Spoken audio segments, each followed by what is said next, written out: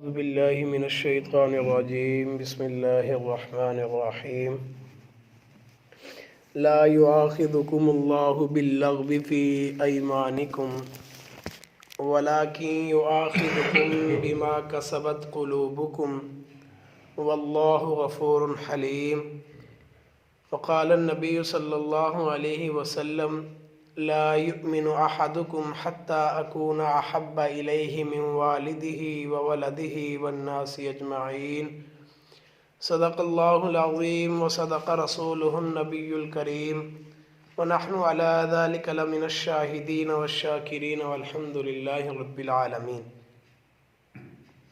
سورہ بقرہ آیت نمبر 225، اس کا ترجمہ اور تشریح سماعت فرمائیے۔ لا یؤاخذکم اللہ باللغو فی ایمانکم، اللہ تعالیٰ تمہارا مواخذہ نہیں فرمائیں گے تمہاری لغو قسموں کے بارے میں، ولیکن یؤاخذکم بما کسبت قلوبکم، لیکن مواخذہ اس بات پر فرمائیں گے جس کا تمہارے دلوں نے ارادہ کیا۔ واللہ غفور حلیم، اور اللہ غفور ہے، بردبار ہے۔ اس آیت کریمہ میں اللہ رب العزت نے قسم کی صورتوں کو ذکر فرمایا ہے کہ قسم کی کتنی قسمیں ہیں۔ اس بات کو ذہن میں رکھیے کہ انسان کو قسم کب کھانی چاہیے، کب قسم اٹھانی چاہیے، یہ بات تو کنفرم اور ذہن میں رکھ لیں کہ کبھی بھی خطا رحمی یا کسی قسم کے گناہ کی قسم نہیں کھانی چاہیے، جس طرح کہ اللہ رب العزت نے پچھلی آیت میں 224 میں فرمایا وَلَا تَجْعَلُوا اللَّهَ عُرْضَةً لِأَيْمَانِكُمْ، یعنی اللہ رب العزت کے نام کو، قسم کو اس وجہ سے نہ اٹھاؤ کہ تم کوئی نیکی کا کام نہیں کرو گے، جیسا کہ حضرت عبداللہ ابن رواحہ رضی اللہ تعالیٰ عنہ نے یہ قسم کھائی تھی جب ان کے بہنوئی اور بہن کے درمیان لڑائی ہوئی تو انہوں نے کہا ہم ان کے ساتھ قطع تعلقی کرتے ہیں، صلح نہیں کریں گے۔ اس طرح کی جب انہوں نے قسمیں کھائی تو ان کو کہا گیا کہ آپ جو ہے ان کے ساتھ صلح کر لو، تو انہوں نے کہا کہ میں نے تو قسم کھا رکھی ہے۔ اس پر اللہ رب العزت نے یہ آیت نازل فرمائی کہ اللہ رب العزت کے نام کو تقوی اختیار کرنے اور نیکی کرنے کے بارے میں، نیکی کرنے کے لیے آڑ نہ بنائیں کہ میں نے تو قسم کھائی ہے اس وجہ سے میں یہ نیکی کا کام نہیں کر سکتا، نہیں، بلکہ اگر قسم کھانی بھی ہو اول تو کوشش کی جائے کہ قسم سے احتراز کیا جائے، بچا جائے، کیونکہ حضور علیہ السلام نے ارشاد فرمایا کہ 3 چیزیں ایسی ہیں کہ ان کا مذاق بھی حقیقت ہے۔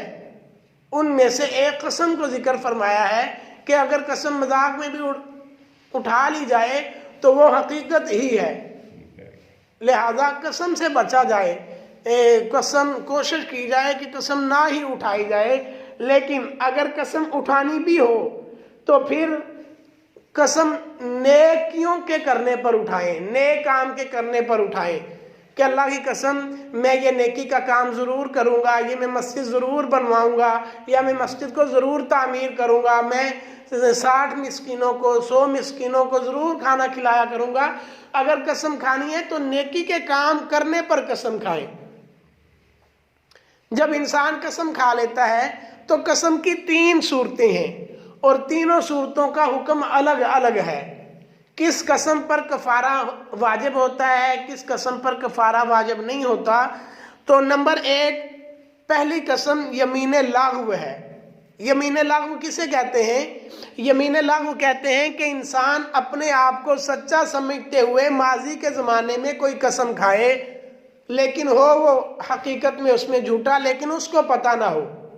مثال کے طور پر اعظم بھائی کہتے ہیں کہ پچھلے سال میں لاہور گیا تھا، اور وہ اس بات پر قسم کھا لیتے ہیں کہ اللہ کی قسم پچھلے سال میں لاہور گیا تھا، اور ان کو یاد بھی ہے اور یہ جو ہے پکے ارادے سے اور ان کو اچھی طرح یہ سمجھتے ہیں کہ مجھے یاد ہے کہ میں لاہور گیا تھا اس بات پر، اس وجہ سے وہ قسم اٹھاتے ہیں، لیکن حقیقت میں یہ لاہور گئے نہیں۔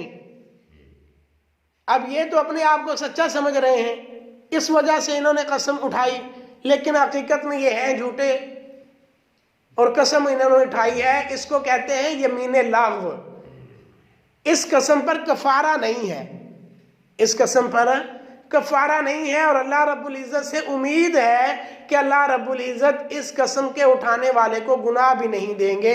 البتہ یہ قسم اٹھانے والے کو توبہ استغفار کرنی چاہیے کہ ایک قسم کا اس نے جھوٹ بولا ہے۔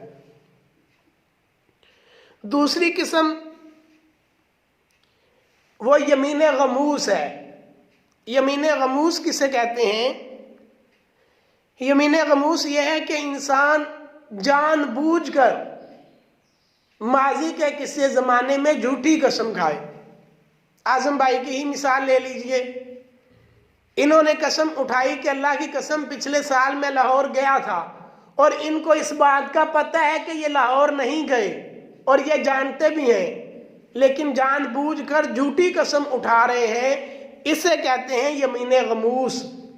غموس یہ غم سن سے نکلا ہے، اور غم سن کا معنی ہوتا ہے ایک چیز کو پوری طرح دوسری چیز میں داخل کر دینا، اور یمین غموس انسان کو پہلے گناہ میں اور پھر جہنم میں داخل کر دیتی ہے۔ اس وجہ سے یمین غموس کو یمین غموس کہا جاتا ہے۔ اللہ حضور علیہ السلام نے ایک جگہ ارشاد فرمایا، بخاری شریف کی روایت ہے، حضور علیہ السلام فرماتے ہیں الکبائر، بڑے بڑے گناہ یہ ہیں۔ الکبائر، نمبر 1 الاشراک باللہ، اللہ تعالیٰ کے ساتھ شریک کسی کو ٹھہرانا۔ نمبر 2 قتل النفس، کسی جان کو بلا وجہ قتل کر دینا۔ نمبر 3 یمین غموس۔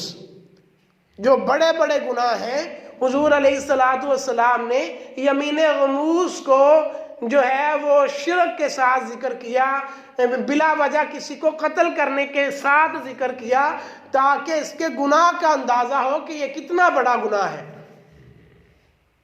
اس قسم کا گناہ بہت زیادہ ہے، لیکن اس پر کفارہ نہیں ہے۔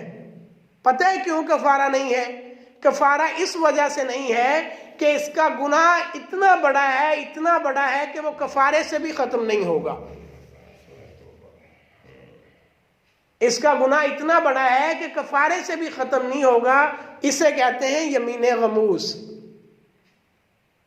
نمبر 3 یمین منعقدہ۔ یمین منعقدہ کیا ہے؟ کوئی انسان آنے والے زمانے میں کسی کام کے کرنے یا نہ کرنے کی قسم کھائے اور پھر اگر اس کے خلاف کرے تو اسے کہتے ہیں یمین منعقدہ۔ مثال کے طور پر اعظم بھائی کہتے ہیں کہ آئندہ ہفتے میں لاہور جاؤں گا، اور اس پر وہ قسم اٹھاتے ہیں، اللہ کی قسم آئندہ ہفتے میں لاہور جاؤں گا، یہ ہے یمین منعقدہ۔ تو اس کا حکم کیا ہے؟ اگر تو یہ آئندہ ہفتے لاہور چلے جاتے ہیں تو ٹھیک ہے، ان پر کوئی کفارہ نہیں، کوئی گناہ نہیں، لیکن اگر یہ آئندہ ہفتے لاہور نہیں جاتے تو ان کی قسم ٹوٹ گئی، لہذا ان پر کفارہ واجب ہوگا۔ اسے کہتے ہیں یمین منعقدہ۔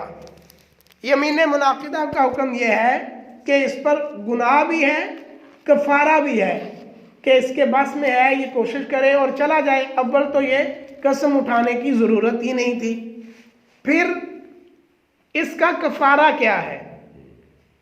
یمین منعقدہ پہ کفارہ واجب ہوتا ہے، تو کفارہ کیا ہے؟ کفارہ اللہ رب العزت نے 7ویں پارے سورہ مائدہ کی آیت نمبر 89 میں ذکر فرمایا ہے۔